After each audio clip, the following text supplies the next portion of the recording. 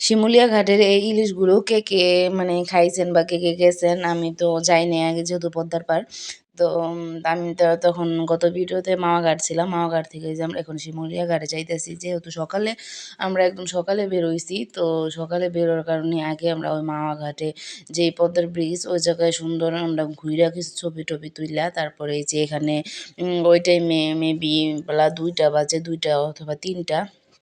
তো ৩টার দিকে আমরা শিমুলিয়া ঘাট যাওয়ার জন্য মানে ইলিশ ভাজা খাওয়ার জন্য আমরা এখানে যাই শিমুলিয়া ঘাটে। তো এই যাওয়ার সাথে যেহেতু দুপুর টাইম তখনও কোনো তত মানুষ ছিল না, একদম নিরিবিলি ছিল। আর এই যে এখান থেকে শুরু অনেক দোকান, অনেক বড়, বড় রেস্টুরেন্ট ছিল।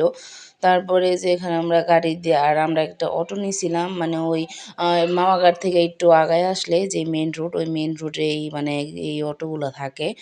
পার পারসন মেবি ৳৪০ কইরা ভাড়া লাগে। তারপরে এই যে এখানে আমরা এই যে শিমুলিয়া ঘাটে চইলে আসি। আর শিমুলিয়া ঘাটে আসার পরে দেখি যেহেতু ২টা ৩টা বাজে মানে ৩টার মেবি ৩টা বা ৩:৩০ মতো বাজে। তো তখন একদম রোড ক্লিয়ার ছিল। মানুষ ছিল না। কারণ দুপুর টাইম তখন মানুষ আসতেছিল। তো এই যে আমরা এখান দিয়ে যেহেতু খালি রাস্তা তো আমরা এখান দিয়ে যাইতেছিলাম। তারপর একটু আগানোর পর দেখি যে একটা সুন্দর একটা মানে পুলের মতো দেওয়া। আর ওই পাশে যেহেতু এখন শীতকাল, এখন ততটা পানি নাই, একটু চরের মতো পড়ছে। তো আমরা একটু দেখে ওই জায়গায় একটু বইসা ছবি-টবি তুলছি। তারপরে যে এখানে আমরা দুপুর টাইম সবারই ক্ষুধা লাগছে। আর যেহেতু ইলিশ ভাজা খাইতে আসছি, তারপরে যে এখানে আমরা মাছ দেখতেছিলাম বা ভালো কোন জায়গায় কোন হোটেলে খাওয়া যায়, ওইরকমভাবে ঘুরতেছিলাম। তারপরে যে জায়গায় আমরা কিছু মাছ দেখলাম ইলিশ মাছ, আর ইলিশ মাছগুলা মানে ভালোই ছিল, অনেক সুন্দর।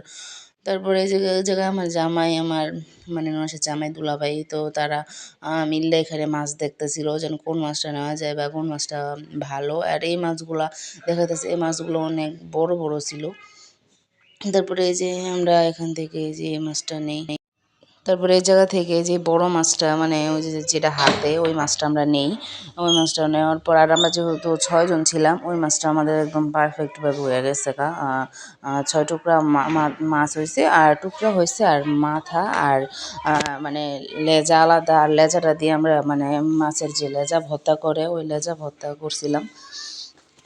আর মাছটা ভালোই ছিল, একদম ফ্রেশ ছিল আর মজাও লাগছে। তো এই যে তারপরে এই জায়গায় তারা এক্সট্রা পেমেন্টে মানে ভর্তা করার জন্য এক্সট্রা টাকা, তারপর মাছটা যে ভাজবো ওইটার তেলের টাকাও দিতে লাগে। তারপরে এই যে এই জায়গায় মাছটা আমরা মানে করতে দিছিলাম। তো এইটার কোনো পেমেন্ট রাখে না, এটার টাকা দিতে লাগে না। তারপরে এই যে এই ভাইয়াটা সবার যত মানে যে মাছ মানে নেয় ওই মাছ মানে একদম পরিমাণ মতো পিস করে দেয়, যার যত পিস দরকার হয়। তারপরে যে আমরা এখানে মাছটা এনে দিলাম।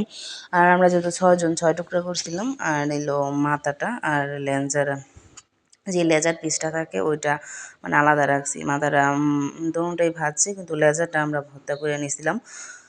আর এই যে এখানে মাছ করতেছে, এই যে এখানে ৬ টুকরা করতেছিল আর মাথাটা এই যে আলাদা করে কাইট্টা রাখছে।